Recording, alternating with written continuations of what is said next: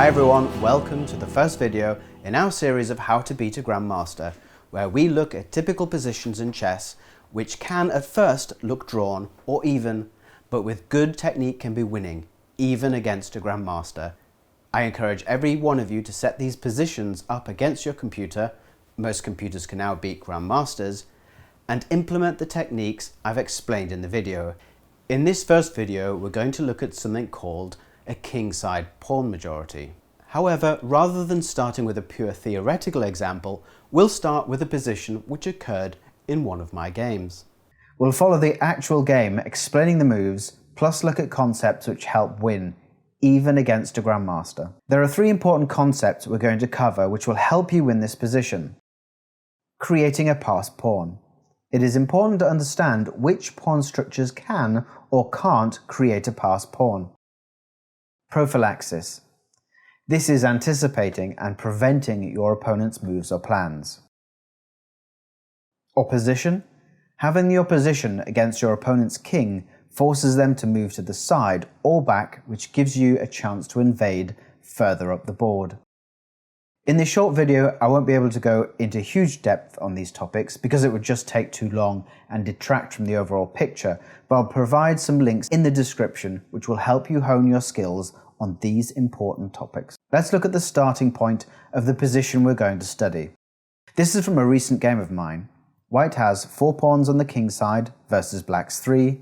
Black has 4 pawns on the queen side versus white's 3. The important point to understand here is that only white can create a passed pawn.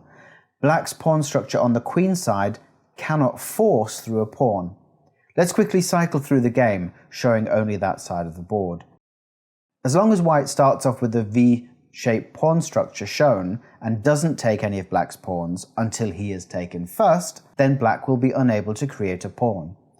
As the game progresses, you can tell that black begins to realize this. Let's quickly check this out on the computer.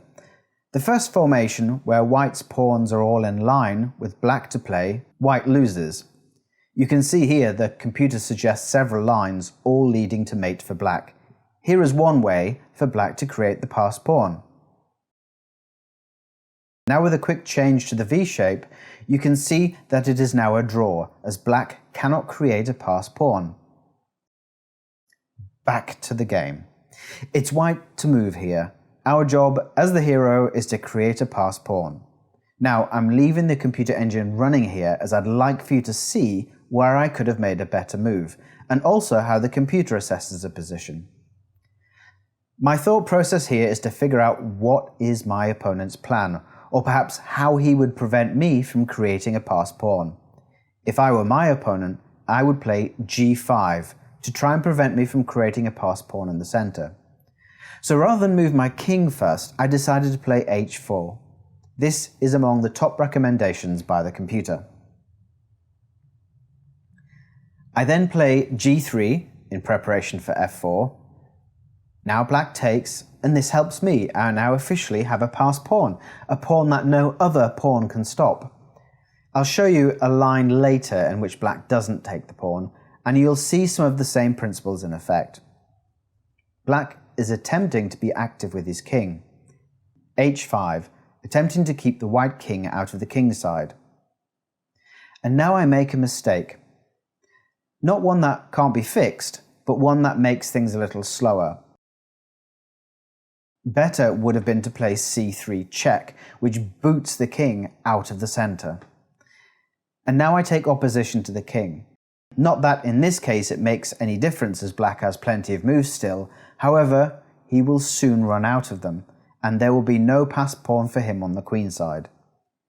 C3 to keep the black king out of D4, and just setting up a rock-solid pawn structure against the mass of black pawns.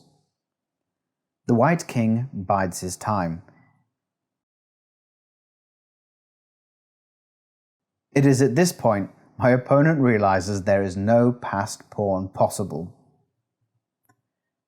Now the white king can take opposition to the black king, forcing further concessions.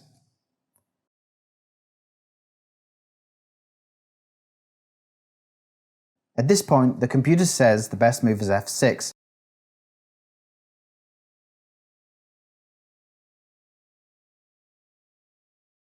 However, I had stuck in my head the pattern where black is forced to choose which pawn to capture, which would then allow my king to support the remaining pawn. The rest is now a matter of technique. And I say that with a cheeky grin because until you know the technique, things can be tricky. However, there are plenty of resources which will show you how to mate with a queen against a king. Just try to avoid stalemate. Now, just quickly back to the situation where black doesn't automatically take and give me a passed pawn. In this case, white simply invades with his king like this.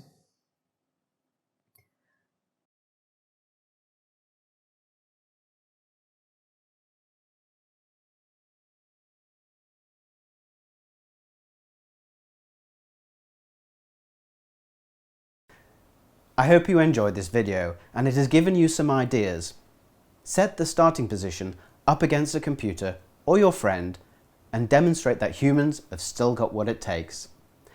Demonstrate prophylaxis, creation of a passed pawn and opposition to reach your goal.